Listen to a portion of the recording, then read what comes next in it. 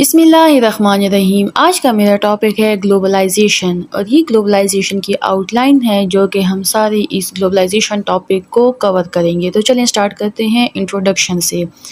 It is like when people, businesses and governments all around the world connect and work together. It's about how we share ideas, trade goods and even blend cultures on a global scale. This idea has been around for a long time but really took off in the late 20th century, especially in the 1990s. So, globalization is a big mix of economics, culture and social stuff that links everyone worldwide. It's not just about money, it's about how we interact, understand each other and sometimes solve problems together through diplomacy. अब इसमें ये कहा जा रहा है कि globalisation उसको कहते हैं जिसमें तमाम दुनिया की जो गवर्नमेंट्स हैं ऑल ओवर द वर्ल्ड वो कनेक्ट है और सब गवर्नमेंट आपस में कनेक्ट होकर काम कर रहे हैं, इकट्ठे होकर सब काम कर रहे हैं। ग्लोबलाइजेशन का मतलब है कि आपके आइडियाज़, आपके जो गुड्स हैं, ट्रेड्स जो कमोडिटीज़ इंडस्ट्रीज़ में बनती हैं और आपके जो कल्चर हैं वो आपस में एक्सचेंज हों, मतलब कि वो एक कंट्री से दूसरी कंट्री तक एक्सचेंज हो ऑल ओवर द वर्ल्ड।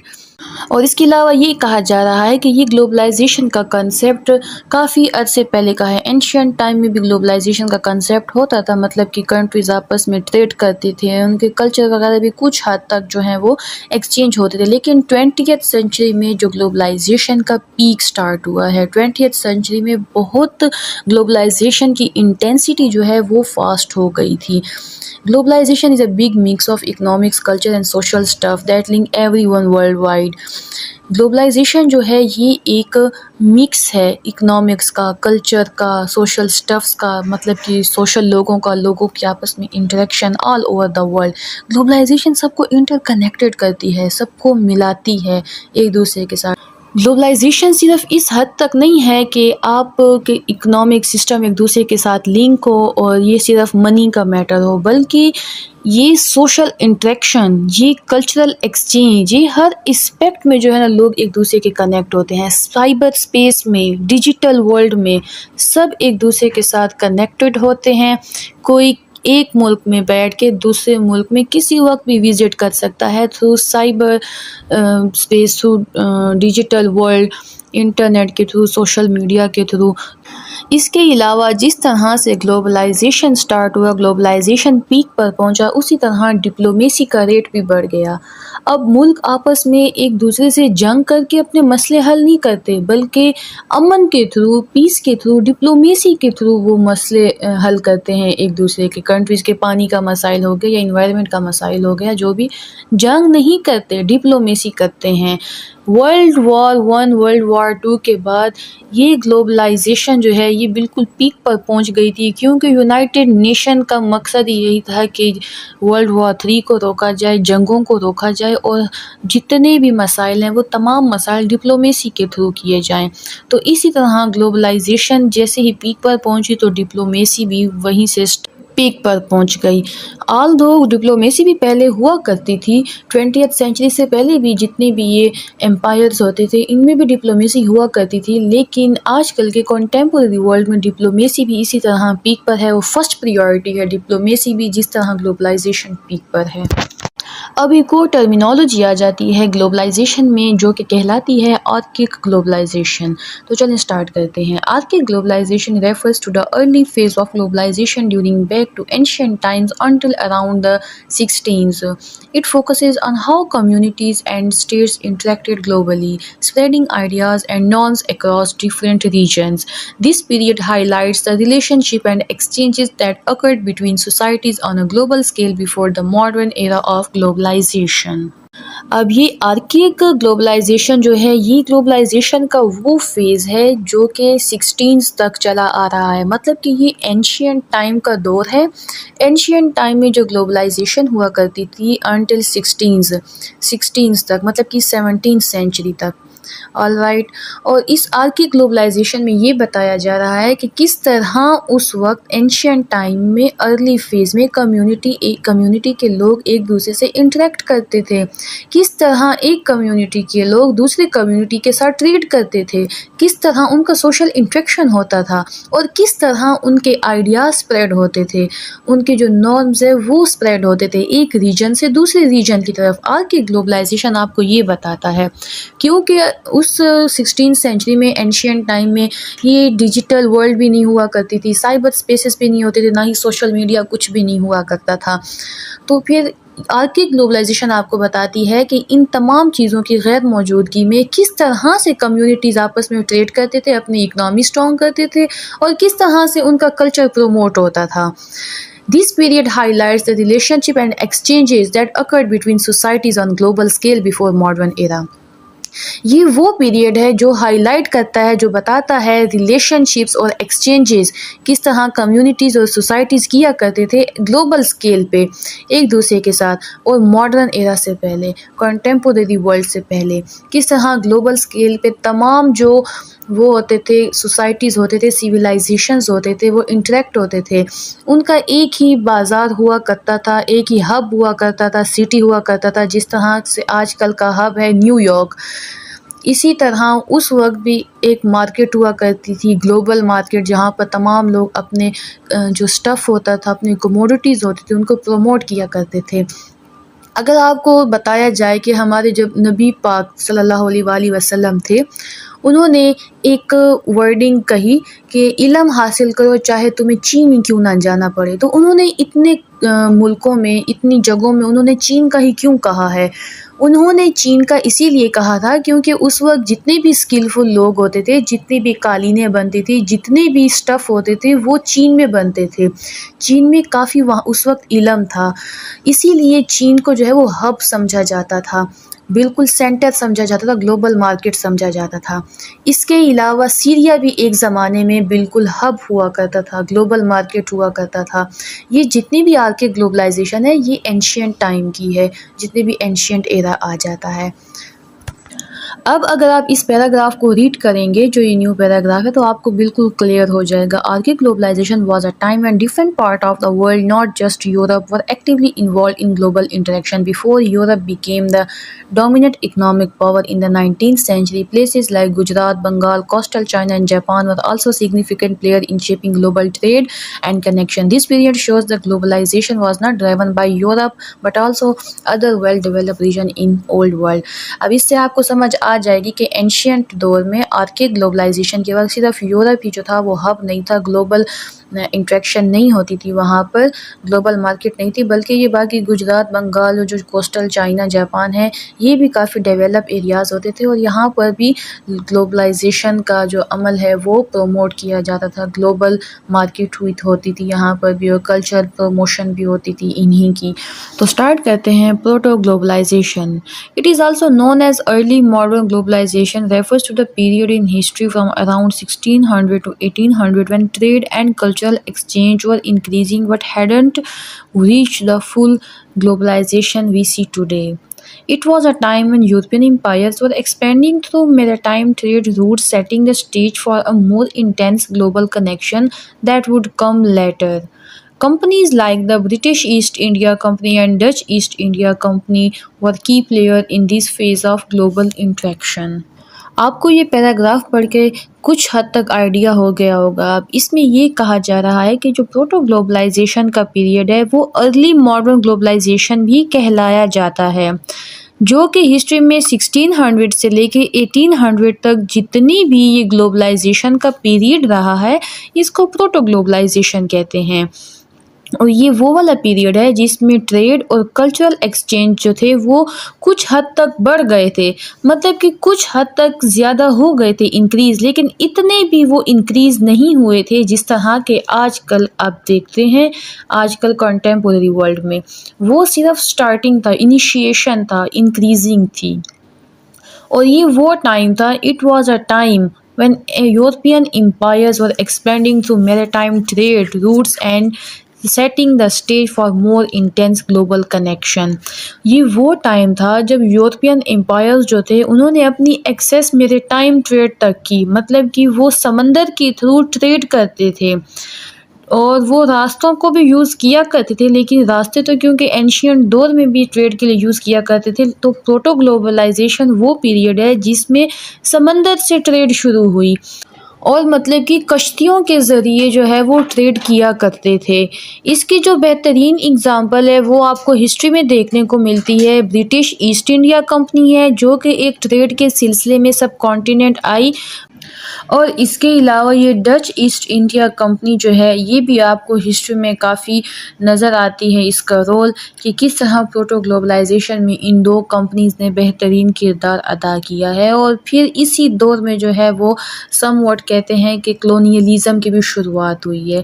जिस तरह ब्रिटिश ईस्ट इंडिया कंपनी ने सब कॉन्टिनेंट में आके कॉलोनियलाइज्ड किया सब कॉन्टिनेंट को, तो इस पीरियड को ये भी कहा जाता है कि जब इनकी समंदरों से जब ट्रेड शुरू हुई तो ये कॉलोनियलिज़म का पीरियड भी स्टार्ट होने लग गया।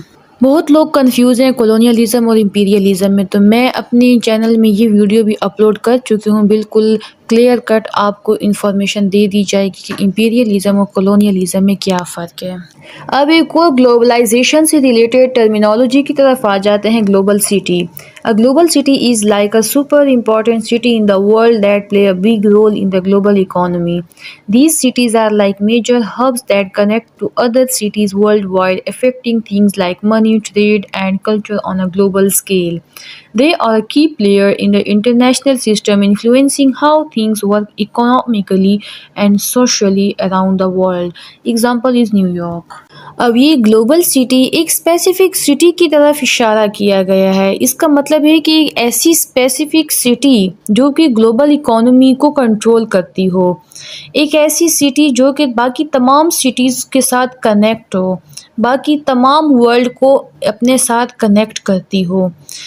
इसका मतलब है ये वो कंट्री होगी जो इंडस्ट्रियलाइज्ड कंट्री होगी, जहाँ पर सारी इकोनॉमी जो है वो हैंडल होती होगी, वहाँ पर कल्चरल प्रमोशन भी होगी, वहाँ पर सबसे ज़्यादा काम करने वाले लोग भी होंगे, और इसके अलावा वहाँ पर मेजर हब्स होंगे जो कि बाकी कंट्रीज़ के साथ कनेक्ट करते होंगे इस ग्लोबल सिटी को। उसी कंट्री में ट्रेड भी होती होगी, तो ये एक किस्म की मेट्रोपॉलिटन सिटी भी कहलाती है। मेट्रोपॉलिटन सिटी वो होती है जो कैपिटल तो नहीं होता, लेकिन एक कंट्री के लिए बहुत ही इम्पोर्टेंट सिटी होती है, जिसमें बहुत से कल्चर्स के लोग आबाद होते हैं, जहाँ पर ट्रेड भी होती है, जो कि बहुत ही इम्पोर्टेंट सिटी होती है एक स्टेट के लिए। दे आर अ की प्लेयर इन इंटरनेशनल सिस्टम। और ये सिटी जो है, जो ग्लोबल सिटी है, ये बहुत ही मेन रोल अदा करती है इंटरनेशनल सिस्टम में। वहाँ पर जितने भी इंटरनेशनल ऑर्गेनाइजेशंस हैं उनके हेडक्वार्टर्स भी वहाँ पर होते हैं। ऑल ओवर द वर्ल्ड जितनी भी मैनेजिंग होती है वो उसी ग्लोबल सिटी में होती है। इसकी एग्ज़ाम्पल आप न्यूयॉर्क भी ले सकते हैं।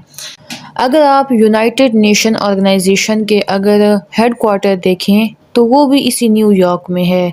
किस तरह यूनाइटेड नेशन जो है पूरी दुनिया पर असरअंदाज होती है, वही पूरी दुनिया पर असरअंदाज होने वाली ऑर्गेनाइजेशन का जो हेडक्वार्टर है वो न्यूयॉर्क में है। मतलब कि वो तमाम वर्ल्ड को जो है कनेक्ट करता है, वो ऐसा सिटी है। ये है ग्लोबलिज्म, जो कि ग्लोबलाइजेशन में एक बहुत ही इंपॉर्टेंट टर्मिनोलॉजी है। Globalism is when people try to figure out how everything in the world is connected and find the pattern that link them together. It's not just about politics, it can also be used to talk about other big trends happening globally. When we talk about globalism, we are looking at the ideas and beliefs behind the globalization. Kind of like how nationalism is about the feelings toward one's own country, it's all about understanding the big picture of how things work on a global scale. Globalism का मतलब है, इसमें ये कहा जा रहा है कि ये एक ऐसी टर्मिनोलॉजी है जिसमें पीपल जो है वो फिगर आउट करते हैं कि किस तरह सारी वर्ल्ड जो है वो कनेक्टेड है, किस पैटर्न के थ्रू जो सारी वर्ल्ड है वो एक दूसरे से लिंक है और सारे लोग जो हैं मिल के कनेक्टेड होके काम कर रहे हैं। ये सिर्फ पॉलिटिक्स के बारे में ही नहीं बताती है, बल्कि ये उन तमाम चीज़ों के बारे में बताती है जो आपको ग्लोबली कनेक्ट करते हैं। उन तमाम पैटर्न, उन तमाम काजेज़ के बारे में बताता है ग्लोबलिज़म, जो आपको एक दूसरे के साथ कनेक्ट करते हैं और इंटरकनेक्टेडनेस जो है वो बनाता है। जब आप ग्लोबलिज़म की बात करते हैं तो आप इस नतीजे पर पहुंचते हैं कि ग्लोबलिज़म का मतलब ये है कि वो आइडियाज़, वो बिलीव्स जो कि ग्लोबलाइजेशन, जिसकी वजह से ग्लोबलाइजेशन वजूद में आई है, जिसकी वजह से ग्लोबलाइजेशन पीक पे पहुंची है, ऐसे कौन से आइडियाज़, कौन से पैटर्न्स हैं, कौन से काजेज़ हैं जिसकी वजह से जो ग्लोबलाइजेशन है वो वजूद में आई है, पीक पर पहुंची है और लोग आपस में कनेक्टेड हैं। अब इसमें ये कहा जा रहा है कि it is like about understanding the big picture of how things work on a global scale. मतलब कि ये एक ग्लोबल पिक्चर देता है ग्लोबलिज़म, आपको एक ओवरव्यू देता है ग्लोबलिज़म कि इस ग्लोबल में, इस दुनिया में जो है किस तरह ये ग्लोबल स्केल पर लोग आपस में इंटरकनेक्टेड हैं और काम कर रहे हैं। यही सिंपली मतलब है ग्लोबलिज़म का। अब एक और टर्मिनोलॉजी की तरफ आ जाते हैं जो कि ग्लोबलाइजेशन में काफ़ी इंपॉर्टेंट है। This is called the global civics. Global civics is like think about how people all around the world should treat each other and work together. It's about understanding that the humans on earth, we all have a rights and duties towards one another. People who support this idea believe that we should have a common set of values and responsibilities globally. In a world where everything is connected, having a shared way of thinking can help us address big global challenges like protecting the environment and preventing the spread of nuclear weapons.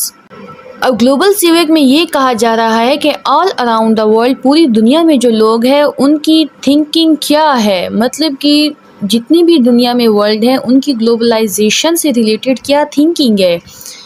पूरी दुनिया में जो लोग हैं किस तरह वो एक दूसरे को ट्रीट करते हैं और किस तरह से पूरी दुनिया के लोग वो ग्लोबलाइजेशन में इकट्ठे काम करते हैं।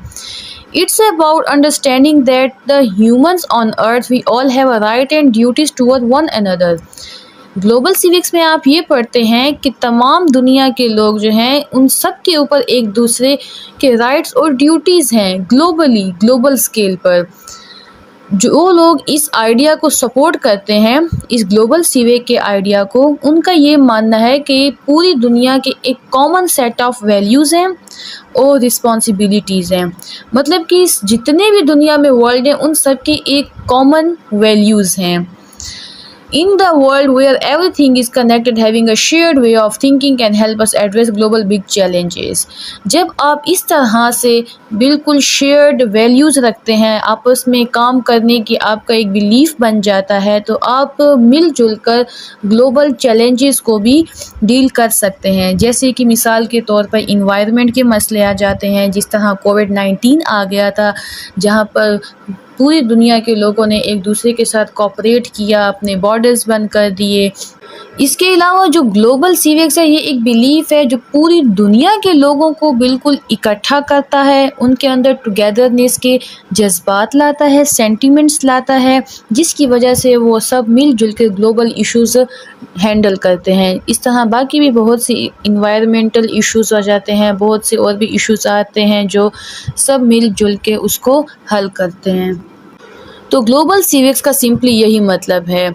इसके अलावा अब एक और टर्मिनोलॉजी पे आ जाते हैं। ग्लोबलाइजेशन की इंपॉर्टेंट टर्मिनोलॉजी है global commons. Global commons is like talking about places और things that everyone in the world shares. It includes resources like the ocean, the air we breathe, outer space and even place like the Antarctic. These are areas where everyone has a stake because they belong to all of us. Even cyberspace, the digital world we all use, can be seen as a global common where we all have a part to play. अब इसमें ये कहा जा रहा है कि global Commons वो चीज़ें हैं, उन चीज़ों के बारे में ज़िक्र किया जाता है जिसमें प्लेसेस आ जाते हैं या थिंग्स आ जाते हैं। ऐसी जगह, ऐसी चीज़ें जो कि तमाम लोगों के लिए बराबर हों, कॉमन हो, सब उसको यूज़ कर सकते हों।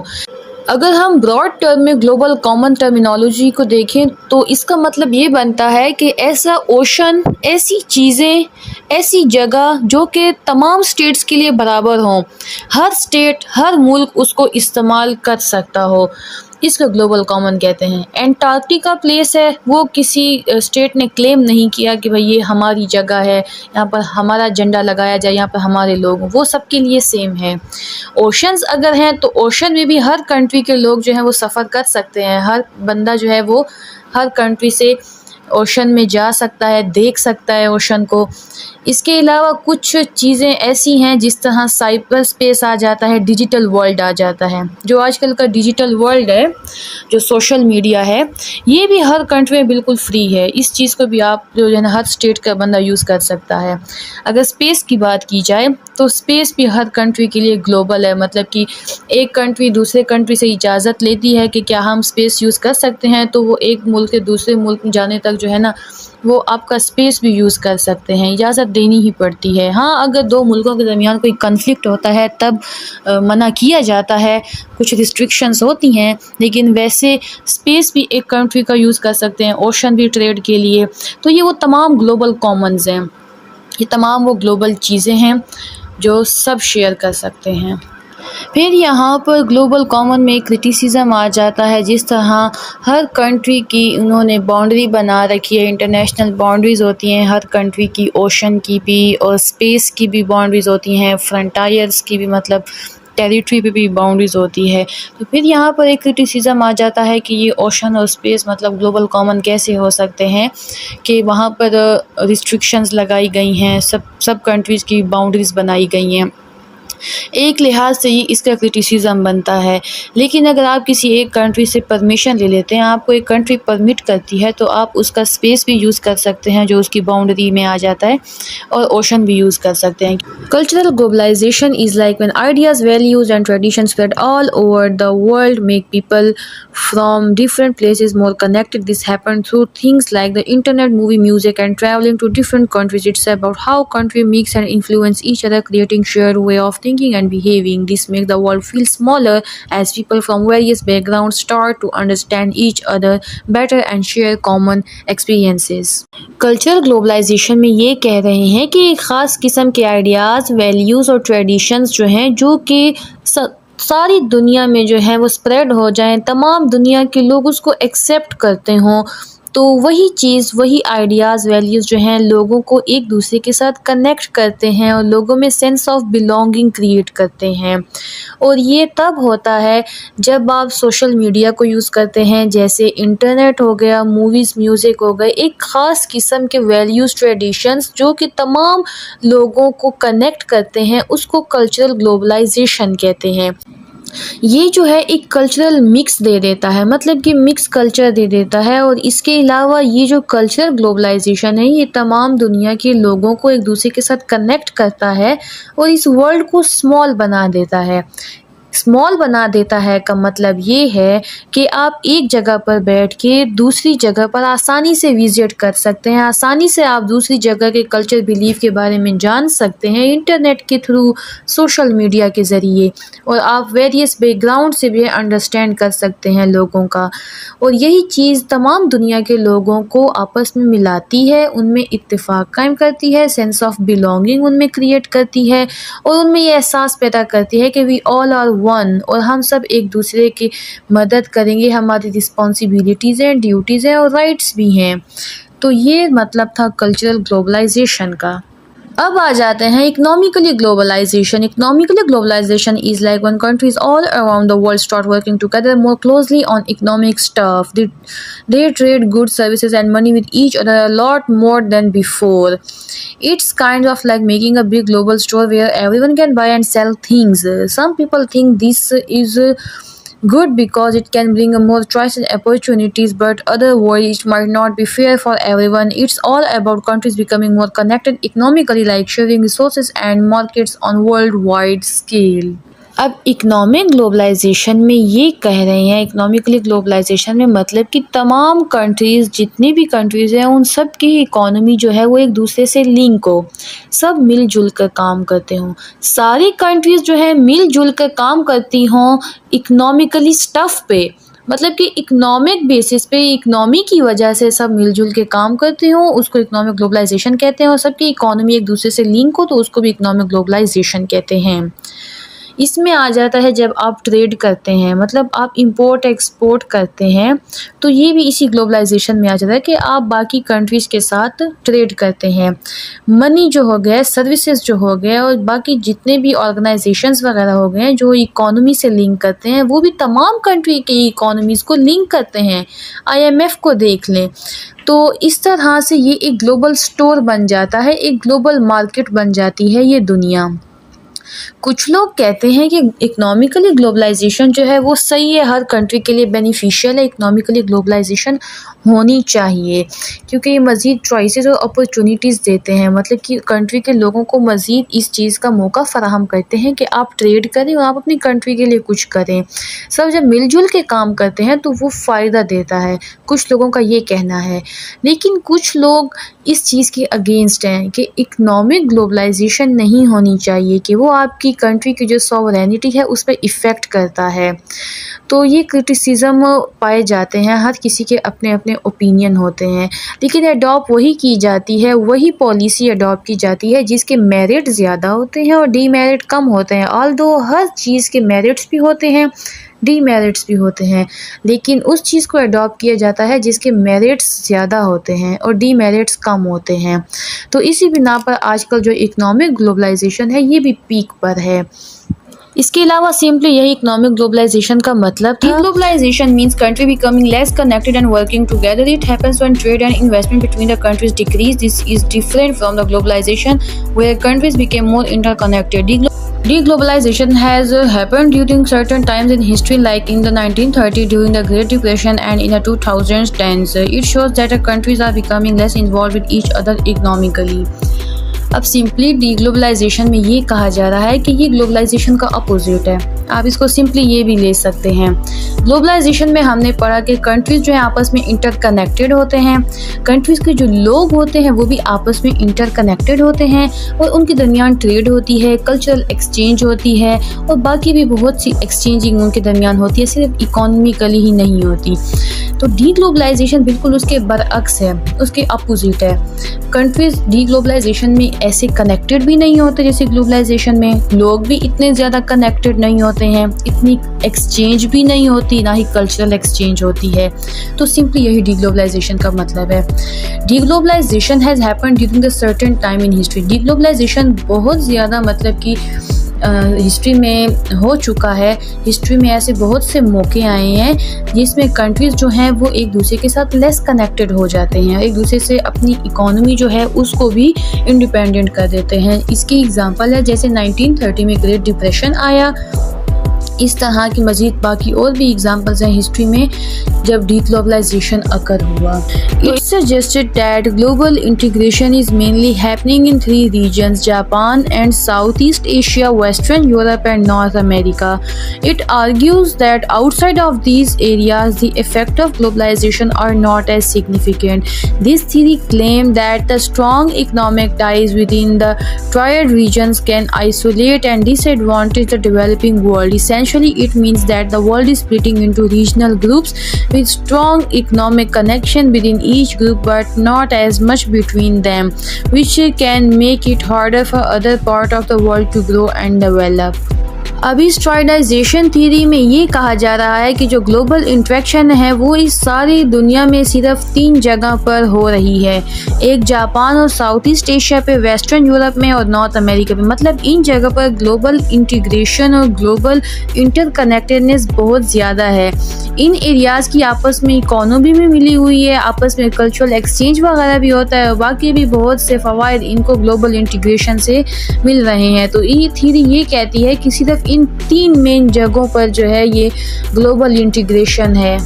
यही इन 3 एरियाज़ की ग्लोबल इंटीग्रेशन आगे जाके जो है वो रीजनल इंटीग्रेशन बन जाती है। मतलब कि ये तीनों एरिया जो हैं इनके एक दूसरे के साथ इकोनॉमिक टाइज़ हैं और इन्हीं टाइज़ की वजह से जो बाकी जो अदर कॉन्टिनेंट हैं, बाकी कंट्रीज़ हैं, वो सफ़र हो रही हैं। मतलब कि इन्होंने आपस में अपने इतने स्ट्रॉन्ग इकॉनमी कर दी है कि जो बाकी हैं वो सफ़र्ड हो रहे हैं। जैसे अफ्रीका हो गया, बाकी ये साउथ एशिया हो गया, इसके अलावा मिडिल ईस्ट हो गया और बाकी अरेबियन कंट्रीज़ भी इसमें आ जाते हैं। मतलब कि बाकी जो हैं वो सफ़र्ड हो रहे हैं कंट्रीज़ और सिर्फ यही 3 जो मेन रीजन है इनमें जो कंट्रीज़ हैं वो आगे जा रही हैं और इनकी स्ट्रॉन्ग इकॉनमी की वजह से बाकी डिसएडवांटेज्ड ग्रुप बने जा रहे हैं। It mean this world is splitting into regional groups. World जो है वो रीजनल ग्रुप में स्प्लिट हो रही है इन 3 ट्राइड रीजन्स की वजह से और क्योंकि इनके आपस में जो कनेक्शन है तो फिर वो ज़्यादा डोमिनेंट, यही 3 मेजर एरियाज ज़्यादा डोमिनेंट करते हैं वर्ल्ड को, ज़्यादा अपनी इकॉनमी को बूस्ट कर रहे हैं। जो बाकी कंट्रीज़ हैं उनकी डिसएडवांटेज एक्सप्लॉयटेशन हो रही है और उनको इतना मौका फराहम नहीं होता कि वो भी बाकी कंट्रीज़ की तरह डेवलप कर सकें। तो सिंपल ट्राइडाइजेशन थ्योरी में यही कहा जा रहा है कि ये 3 मेजर एरियाज़ हैं जो ग्रो कर रहे हैं और इनकी इकॉनमी भी ग्रो कर रही है और ये डेवलप कर रहे हैं और इनकी वजह से जो बाकी कंट्रीज़ हैं, बाकी जो कॉन्टिनेंट्स हैं वो सफ़र्ड हो रहे हैं और एक रीजनल ग्रुप्स बन रहे हैं। सिंपल इसका यही मतलब है। World federalism, it is like a big idea where people think the whole world should have a single government that's democratic and fair. This global government would handle big world wide problems while individual countries would still deal with their local stuff. It's all about sharing power between the global government and local ones. Supporters believe this system would work better than the United Nations and give more control to different level of government. It's like having a team of government working together to make the world a better place for everyone. अब ये world federalism जो है ये एक big idea है। ये एक ऐसा आइडिया है जिसमें लोग ये सोचते हैं कि इस सारी दुनिया की एक सिंगल गवर्नमेंट होनी चाहिए जो कि डेमोक्रेटिक हो और फेयर हो, मतलब कि प्रॉपर वोटिंग के ज़रिए हो। अब वर्ल्ड फेडरलिज्म के आइडिया बिलीफ का ये मतलब नहीं है कि आजकल जो हर कंट्री की गवर्नमेंट है उसको अबॉलिश किया जाए, बल्कि इसका बिलीफ ये है कि वो जो कंट्रीज़ की अपनी अपनी गवर्नमेंट है वो भी एग्जिस्ट करे, लेकिन ओवरऑल एक जनरल सारी दुनिया की भी एक गवर्नमेंट होनी चाहिए। मतलब कि सारी कंट्रीज़ को मिला के भी एक गवर्नमेंट होनी चाहिए। इस आइडिया के मुताबिक जो इंडिविजुअली हर कंट्री की जो गवर्नमेंट है वो अपने अपने कंट्री के मामलात हल करेगी और जो जनरल जो ग्लोबल मसले हैं, जो मतलब कि हाई लेवल एक्सट्रीम लेवल के मसले हैं ग्लोबल लेवल पे, वो ये वर्ल्ड गवर्नमेंट जो है कंट्रोल करेगी। अब इस आइडिया के मुताबिक ये वर्ल्ड में जो है पावर की डिस्ट्रीब्यूशन है between the global level and local ones. मतलब कि ग्लोबल लेवल और जो लोकल जो सारी कंट्रीज जो अभी गवर्नमेंट एग्जिस्ट करती है उनके दरमियान ये एक पावर की डिवीज़न है। इसको कहते हैं world federalism. So in simpler terms, the world federalism is the division of the power between the global level and the local ones. अब इस आइडिया के जो सपोर्टर्स हैं वो ये कहते हैं कि अगर वर्ल्ड गवर्नमेंट बन जाए तो ये यूनाइटेड नेशन से काफ़ी अच्छे हद तक जो है वर्ल्ड के प्रॉब्लम्स डील करेगी, क्योंकि इसीलिए इसके सपोर्टर ये कहते हैं कि वर्ल्ड फेडरलिज्म अगर होगा तो गवर्नमेंट पे डेमोक्रेटिक और फेयर सिस्टम होगा। मतलब कि सारी कंट्रीज जितने भी अफ्रीका में हैं और मिडिल ईस्ट में हैं और एशियन कंट्रीज़ हैं वो सारी की सारी डेमोक्रेटिक तरीके से गवर्नमेंट बनाएंगे। लेकिन यूनाइटेड नेशन में जो सिक्योरिटी काउंसिल है उसमें कुछ ही ममालिक हैं जो कि वीटो पास कर देते हैं किसी फैसले पे, जिनकी वजह से यूनाइटेड नेशन जो है अफ्रीका के कंट्रीज़ के और बाकी जितने भी सफर्ड कंट्रीज़ हैं उनके मसाइल हल नहीं कर पा रही। आपको सब कुछ यूनाइटेड नेशन के फेलियर में मिल जाएगा कि यूनाइटेड नेशन किस किस मकाम पर फेल हुई है। तो इन सब के सपोर्टर्स का ये कहना है कि अगर ये वर्ल्ड फेडरलिज्म बन जाएगी तो ये यूनाइटेड नेशन से काफ़ी हद तक अच्छे वर्ल्ड प्रॉब्लम्स को डील कर सकेगी। अब इसका मेरिट तो ये आ गया है कि इस सिस्टम में डेमोक्रेटिक और फेयर की बात की गई है कि हर कंट्री का जो है इसमें प्ले होगा, हर कंट्री जो है डेमोक्रेटिक तरीके से गवर्नमेंट बनाएगी। वर्ल्ड फेडरलिज्म का ये एक मेरिट आ गया, लेकिन इसका डीमेरिट ये भी है कि मे भी हो सकता है कि इस सिस्टम से कंट्रीज़ जो हैं वो अपनी सॉवरेनिटी को कॉम्प्रोमाइज़ कर लें। आजकल की अगर मॉडर्न वर्ल्ड में देखा जाए तो आजकल भी काफ़ी ममालिक जो है उन्होंने अपनी सॉवरेनिटी को कॉम्प्रोमाइज़ किया हुआ है, लेकिन वर्ल्ड फेडरलिज्म में ये मोस्ट प्रोबेबली कि सॉवरेनिटी कुछ ज़्यादा ही कॉम्प्रोमाइज़ की जाए। टॉपिक है क्रिटिसिज्म ऑफ ग्लोबलाइजेशन। ग्लोबलाइजेशन के बारे में मैं अपनी पिछली वीडियोस में एक एक टर्मिनोलॉजी के बारे में डिटेल से बता चुकी हूँ, तो चलें स्टार्ट करते हैं।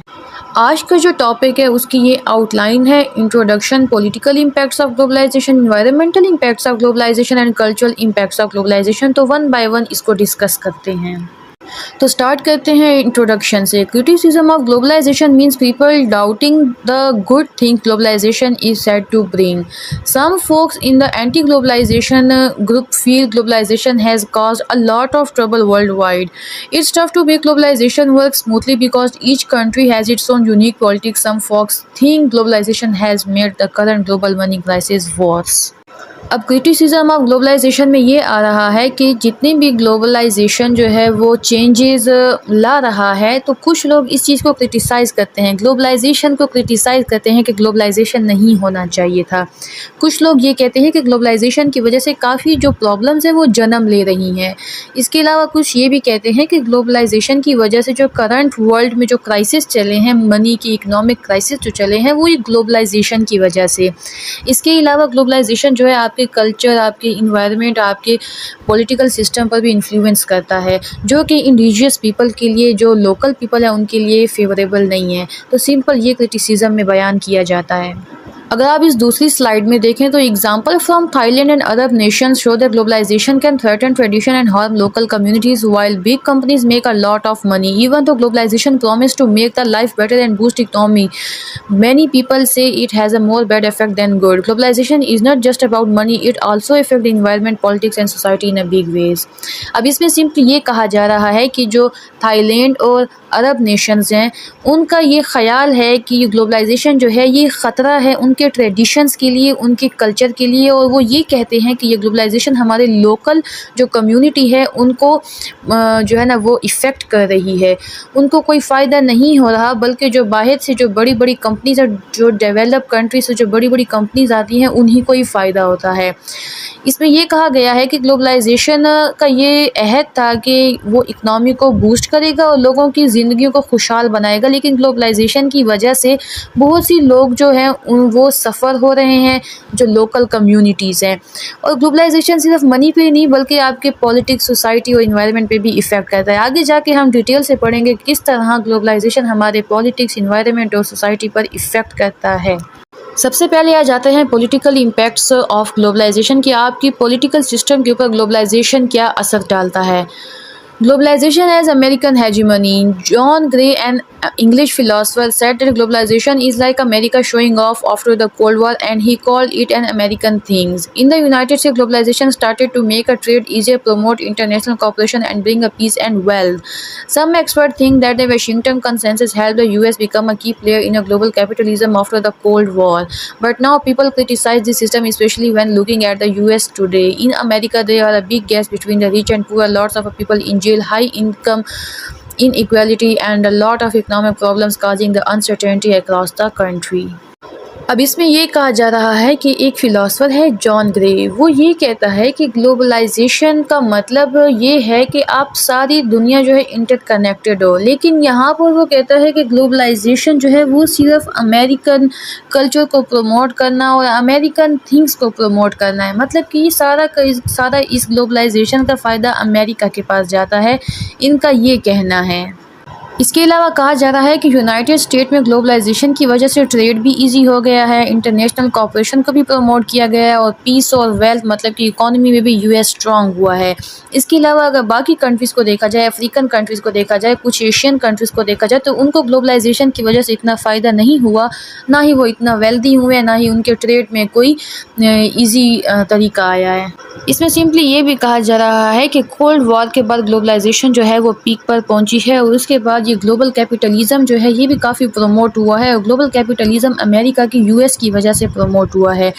और इसमें फिर कुछ क्रिटिक्स ये कहते हैं कि यही कैपिटलिज़म की वजह से जो अमेरिका में है काफ़ी गैप आ गया है रिच और पुअर के दरमियान। अमीर जो है वो अमीर से अमीर होता जाता है, जो गरीब है वो गरीब से गरीब होता जा रहा है। बहुत से लोगों ने अपनी जानें भी गंवाई हैं सिर्फ ये काम की वजह से। काफ़ी इनकम इनइक्वालिटी है, मतलब कि जो इनकम है वो बराबर नहीं है बल्कि रैंकिंग में मौजूद है। जो बिजनेसमैन है उनके पास काफ़ी ज़्यादा है, और जो पुअर हैं वो बिल्कुल ही पुअर हैं यूएस में। यही सिंपली इम्पैक्ट है पॉलिटिक्स पे। इसके अलावा अगर दूसरी स्लाइड पर आ जाएं तो पावर ऑफ ट्रांसनेशनल कॉरपोरेशन, जो कि आजकल इस मॉडर्न वर्ल्ड में कुछ ज़्यादा ही चल रहे हैं, ये मल्टीनेशनल कॉरपोरेशन कंपनीज जो हैं। चलें इसको पढ़ते हैं। When globalization happen in developing country, big companies usually win, but local people often lose out. Multinational corporations get the benefit while indigenous communities suffer.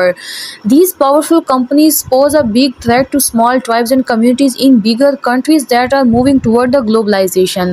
They use the locals' land and resources for their own gain, like when palm oil companies get a land from the government that belong to indigenous tribe. This led to the huge deforestation and hidden a human rights problem.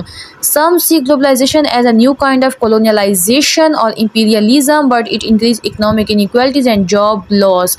Critics say it helped the already rich and powerful at the expenses of the individual people in the country.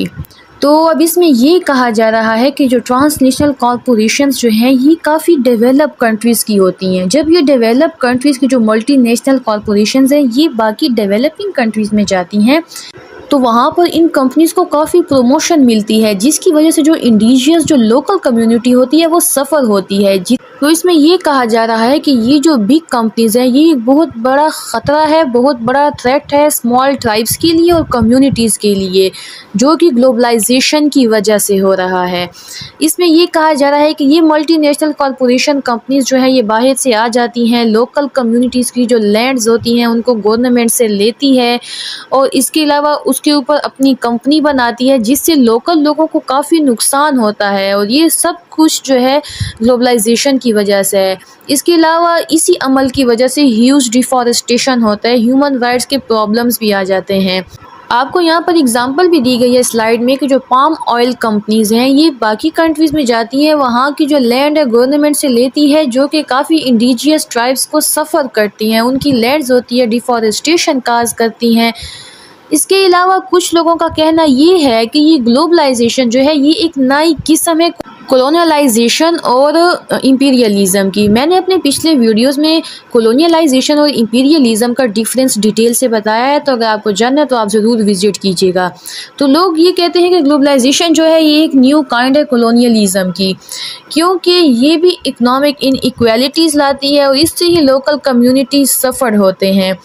इसके अलावा critics ये भी कहते हैं कि globalisation की वजह से जो ये ट्रांसनेशनल कॉरपोरेशंस हैं ये रिच कंपनीज़ जो होती हैं, जो पावरफुल होते हैं, उनको फ़ायदा देते हैं, और जो गरीब होते हैं वो गरीब से गरीब होते चले जाते हैं, और इन्हीं गरीब लोगों के रिसोर्सेज को एक्सप्लॉइट करके ये अमीर मज़ीद अमीर हो जाते हैं, ये रिच जो होते हैं मज़ीद रिच हो जाते हैं। फॉर एग्ज़ाम्पल यही रिच कंट्रीज़ वाले आते हैं, ये लोकल कम्युनिटीज़ की ज़मीनें लेते हैं, तो हर लिहाज से जो है ना डिस्क्रिमिनेशन हो रही होती है लोकल कम्युनिटीज़ के साथ, और यही लोकल कम्युनिटीज़ के रिसोर्सेज ले लेके ये कंपनीज़ मज़ीद पावरफुल हो जाती हैं। तो ये सारा अमल जो है ये ग्लोबलाइजेशन की वजह से हो रहा है।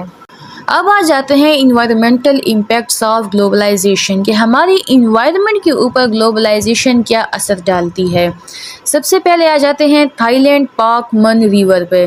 The dam project in Thailand during the late 1970s and 1980 were meant to boost the country's economy and make it more focused on exporting goods. The World Bank funded this project as a part of globalization. Sadly, the local village who would be most affected by the dams were not told about the plans and their worries were ignored. अब इसमें ये कहा जा रहा है कि ये एक रिवर है, थाईलैंड का पाक मन रिवर है। इस रिवर के ऊपर इन्होंने डिसाइड किया था कि डैम बनाते हैं। 1970s में और 1980s में ये प्रोजेक्ट जो है ये एक्सेप्ट हुआ कि थाईलैंड में एक डैम बनाएंगे और इसको जो है ग्लोबल प्रोजेक्ट करार दिया गया है और ग्लोबलाइजेशन की वजह से वर्ल्ड बैंक इसको फंडेड कर रहा था कि ये डैम बन जाए।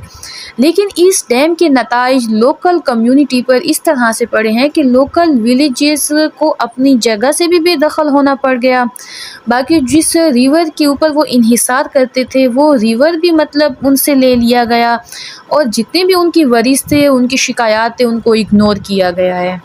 इस स्लाइड को पढ़ने से आपको डिटेल से समझ आ जाएगा कि इस डैम ने क्या असर डाला है लोकल कम्युनिटीज़ पे। When the dam was built, villages that relied on the river lost their way of life like fishing because of river got polluted. This made the water unsafe for drinking, bathing and washing clothes, causing health issues like rashes. The project also led to the disappearance of many plant and mushroom species that local depended on for income and even medical purposes.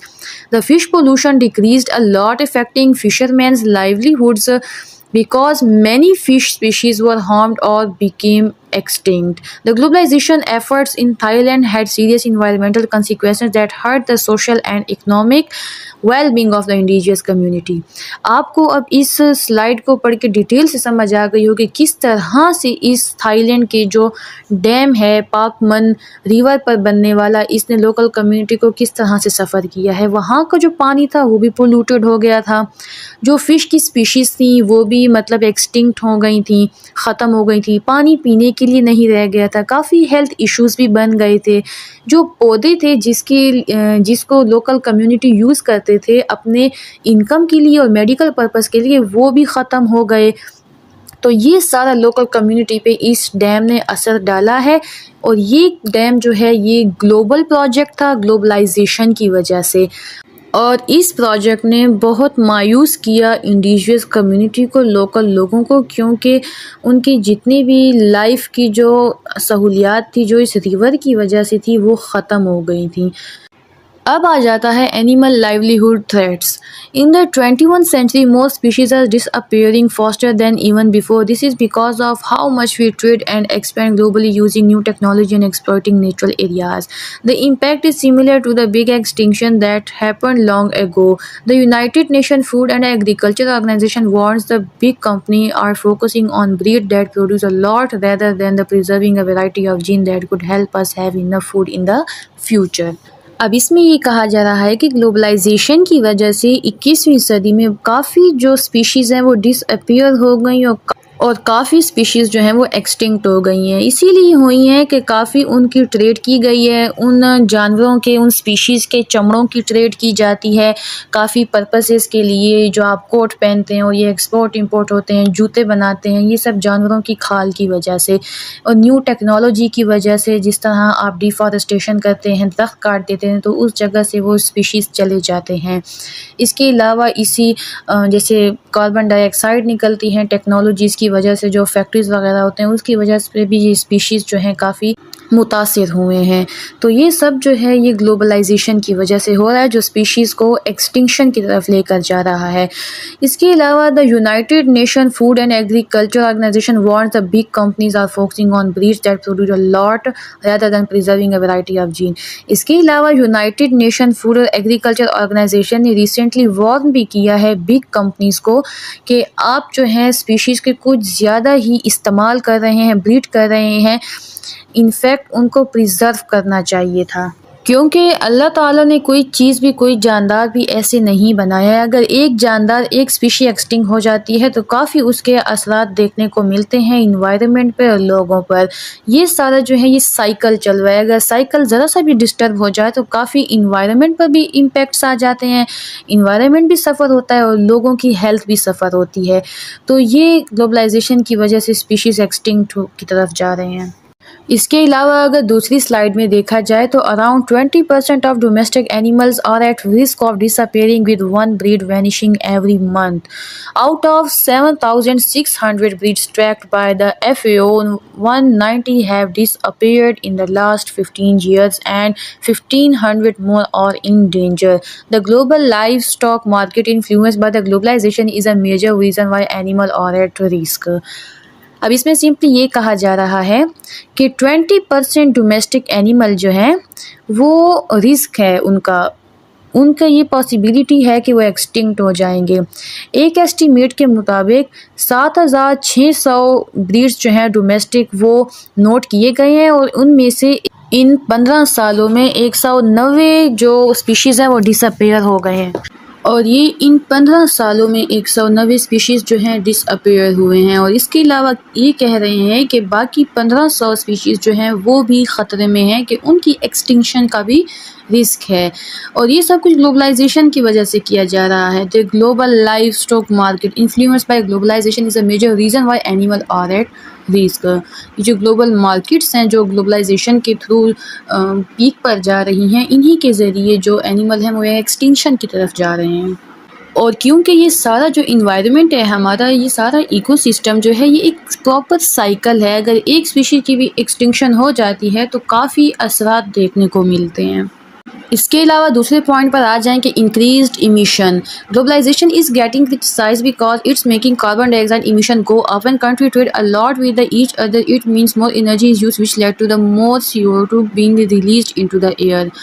मतलब कि जब globalisation में तो यही होता है कि सब मुल्क आपस में एक दूसरे के साथ ट्रेड करेंगे, सब मुल्कों की कनेक्टेडनेस होती है और इन्हीं ट्रेड की वजह से, इन्हीं टेक्नोलॉजीज़ की यूजिंग की वजह से ट्रेड ट्रेन्स के ज़रिए होती है और शिप्स के ज़रिए होती है। तो यही शिप्स और ट्रेन जो है इनसे कार्बन डाइऑक्साइड की इमिशन काफ़ी ज़्यादा हो गई है जो कि आपके इन्वायरमेंट को भी ख़राब कर रही है। The different ways things are transported during international trade like train, trucks, plane, boats and ship all produce a lot of emission। इसमें वही बात की जा रही है जो मैंने बताई है कि ट्रेड जो है ट्रक्स और प्लेन और बोट्स के ज़रिए होती है जो कि a lot of carbon dioxide जो है वो emit करती है। The transportation sector especially in the United States release a huge amount of carbon dioxide each year। The more distance a product has to travel, the more fuel is burned which add to carbon dioxide emission। These emissions are bad because they contribute to climate change, ocean acidification and decrease in a variety of living things on earth। अब इसमें ये कहा जा रहा है कि जो transportation sector है जो यूनाइटेड स्टेट का, वो कार्बन डाइऑक्साइड जो है ह्यूज अमाउंट में हर साल जो है इमिट करता है और ये इसी ट्रैवल की वजह से है, इसी ट्रेड की वजह से, क्योंकि वहाँ पर जो यूनाइटेड स्टेट में काफ़ी ज़्यादा मेट्रोपॉलिटन सिटीज़ हैं और काफ़ी ज़्यादा ट्रेड होती है तो बहुत हाई अमाउंट में कार्बन डाइऑक्साइड जो है वहाँ पर इमिट होती है। और यही इमिशन जो है कार्बन डाइऑक्साइड की, ये इन्वायरमेंट के लिए बहुत ही बैड है, मतलब कि काफ़ी नुकसानदेह है जो कि क्लाइमेट चेंज में भी रोल अदा करती है, ओशन एसिडिफिकेशन में भी, and decrease in the variety of living things on earth. मतलब ये है कि इसकी वजह से, कार्बन डाइऑक्साइड की इमिशन की वजह से जो एनिमल एक्सटिंक्शन है वो भी काज हो सकते हैं। तो ये इंक्रीज्ड इमिशन भी ग्लोबलाइजेशन की वजह से ही हो रही है आजकल की मॉडर्न वर्ल्ड में। नेक्स्ट आ जाता है decreased renewable sources. Globalization is making it easier to move materials like coal from one country to another. Coal is in high demand because it's cheap to extract, easy to find locally and essential for making things like steel, concrete and electricity। Many countries including China, India and United States and Indonesia are using more coal because of international trade। अब इसमें ये कहा जा रहा है कि कोल जो है वो ग्लोबलाइजेशन में यूज़ होने वाला काफ़ी जो अहम रिसोर्स है, मतलब ये बहुत ज़्यादा ये कोल यूज़ किया जाता है इसीलिए क्योंकि ये चीप है और ये इजीली एक्सट्रैक्ट होता है, इसीलिए इस कोल की ट्रेड भी ज़्यादा होती है और इस कोल को यूटिलाइज़ भी ज़्यादा किया जाता है। लोकल लेवल पे भी किया जाता है और नेशनल लेवल पे भी किया जाता है, इंटरनेशनल लेवल पे भी किया जाता है, जिससे आप स्टील, कंक्रीट और इलेक्ट्रिसिटी वगैरह के काम कर सकते हैं, मतलब बना सकते हैं। बहुत सी कंट्रीज़ हैं जैसे चाइना है, India, United state and Indonesia, वो काफ़ी ज़्यादा जो कोल है वो ट्रेड करते हैं, उसकी कोल की ट्रेड करते हैं और इंटरनेशनल ट्रेड करते हैं। However, coal is not an ultimate resource। Experts predict that the recoverable coal reserves will last around 470 years, but the local produce from mines will only last about 25 years। Globalization is causing resources to be used up faster, which could lead to running out of these resources in the future। अब इसमें एक estimate के मुताबिक ये बता रहे हैं experts कि जो कोल है ये आप नेक्स्ट 25 इयर्स तक जो है ये यूज़ कर सकते हैं, और ये माइंस जो है ये 25 इयर्स तक ये कोल प्रोड्यूस कर सकते हैं, और 470 इयर्स तक इट्स अ प्रिडिक्शन कि आप इस रिकवरेबल कोल को यूज़ कर सकते हैं, क्योंकि ये कोल भी कोई अल्टीमेट रिसोर्स नहीं है। कोल कभी बहुत ज़्यादा यूजेज जो है वो इसको ख़त्म कर सकता है, मतलब कि जिस तरह से बाकी तमाम रिसोर्सेज यूज़ करने की वजह से ख़त्म हो रहे हैं, तो पॉसिबिलिटी है मोस्ट प्रोबेबली कि ये कोल भी आगे जाकर मतलब ना एग्जिस्ट करे, ख़त्म हो जाए। Globalization is causing resources to be used up faster which could lead to the running out of this resources in the future. मतलब कि ग्लोबलाइजेशन की वजह से इन रिसोर्सेज का जो नेचुरल रिसोर्सेज है इतना इनका यूजेज हो रहा है और इतनी जल्दी जल्दी इनको एक्सट्रैक्ट किया जा रहा है कि ये पॉसिबिलिटी है, प्रिडिक्ट किया गया है कि फ्यूचर में शायद आप इन रिसोर्सेज से हाथ धो बैठें और आपको इस तरह के रिसोर्सेज ना मिले, मतलब कि रिसोर्सेज ख़त्म हो जाएं, जिस तरह ग्लोबलाइजेशन के दौर में ये सब एक्सट्रैक्शन की जा रही है। और अब आ जाते हैं कल्चरल इम्पैक्ट ऑफ ग्लोबलाइजेशन की ग्लोबलाइजेशन के आपके कल्चर के ऊपर क्या इम्पैक्ट्स हैं और किस तरह आपका कल्चर मुतासिर होता है। तो चलें स्टार्ट करते हैं। इसमें सबसे पहले आ जाता है Arabian Muslim countries. In Arab and Islamic countries many people view globalization as a way for the West to show its superiority and threat to their culture identity. Some Muslim see it as an imperialistic and a cultural invasion that aim to erase their heritage and belief. Most agree that globalization is mainly about spreading American culture and values to other nations. अब इसमें ये कहा जा रहा है कि बहुत से अरब और इस्लामिक कंट्रीज़ ये इस चीज़ पे बिलीव करते हैं कि जो ग्लोबलाइजेशन है ये असल में वेस्टर्न कल्चर की प्रोमोशन है।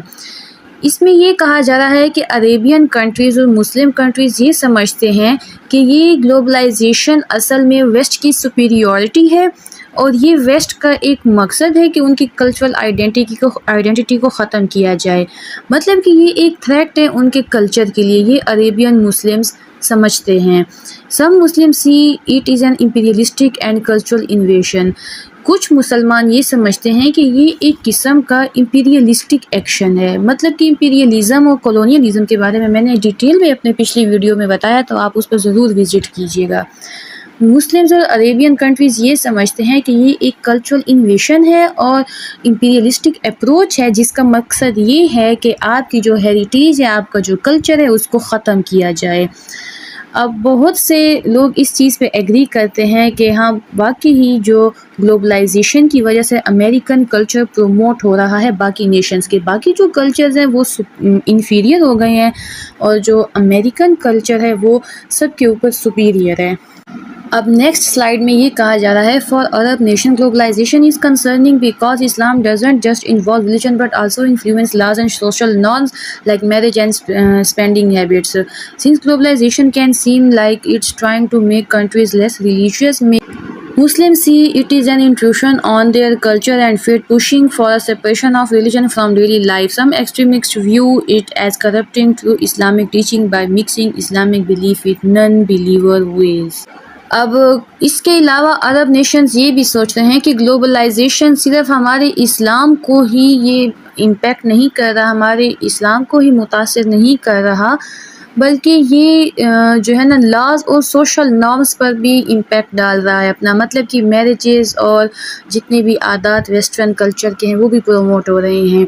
आप आजकल जितने भी नेशंस में जाएं, हालांकि सिर्फ अरब ही नहीं बल्कि जितने भी नेशंस में जाएं तो काफ़ी लोग जो हैं वो अमेरिकन कल्चर की जो मैरिजेस हैं उसको प्रमोट कर रहे हैं, उसी के मुताबिक सब कुछ कर रहे हैं अपनी। इसके अलावा ये कहा जा रहा है कि ग्लोबलाइजेशन से जो लोग हैं वो लेस रिलीजियस बन रहे हैं, ना सिर्फ इस्लाम के लोग बल्कि बाकी जितने मज़हब है, बुद्धिज़्म आ जाता है, हिंदुइज़्म आ जाता है, बाकी भी जितने ये मज़हब हैं, रिलीजन है, उसके ऊपर ये वेस्टर्न कल्चर इम्पेक्ट डाल रहा है।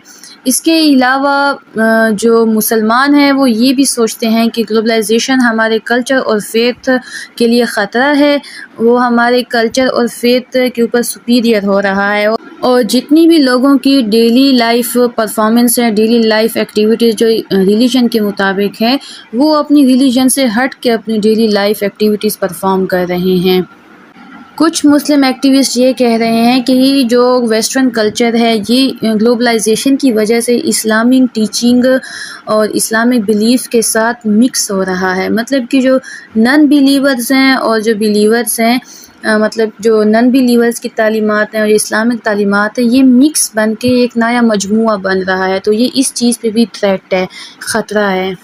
अब अगर दूसरी स्लाइड पे आ जाएं तो लैंग्वेज डेथ है। Globalization is a big reason why some language are disappearing. It puts a pressure on smaller language making people switch to more widely spoken ones like English. This led to a loss of many culture and language world wide.